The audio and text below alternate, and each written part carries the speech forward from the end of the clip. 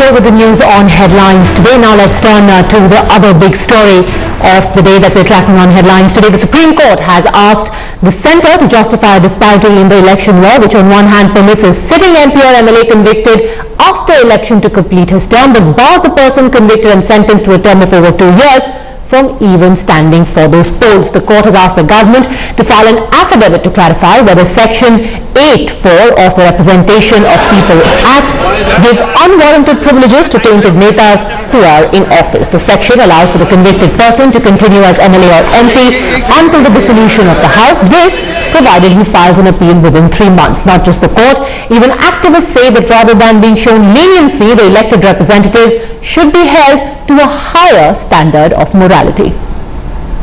Well, in fact, the members of parliament and the MLAs should be treated very specially, and especially in the context that they are the people's representative.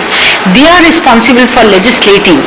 They are responsible for ensuring that all kinds of legislation gets known by the people and gets implemented effectively. They are supposed to review it. They are supposed to look at the audits of all these laws and policies that they make. So they must be treated more severely by the parliament, and we demand, in fact we have made that demand many a times to the political parties as well as to the Speaker of the Lok Sabha.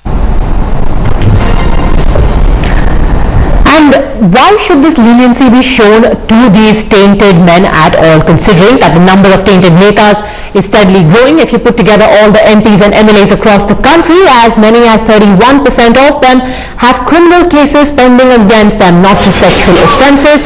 141 MPs or MLAs face charges of murder, 352 have attempt to murder charges, 145 face theft charges, and 75 accused of dacoity. But despite that, leaders across political parties are united in their resistance to a change in the law that would immediately divest a tainted politician from his seat.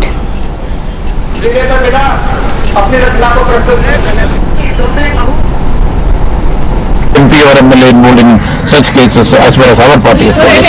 But if anybody is there, if anybody is there, I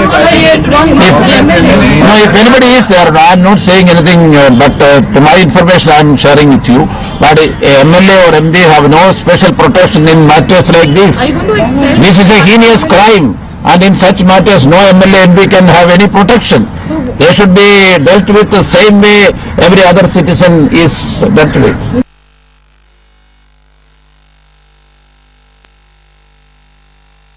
The Supreme Court and has asked the centre to reply in a detailed affidavit. A disparity between two sets of laws that exist. There is one which says that Netas should be disqualified, MPs or MLAs should be disqualified if they face serious charges, and the other that makes an exception for them and lets them retain their seat till the time that they have filed an appeal. At least for 3 months they are allowed to continue with their seat.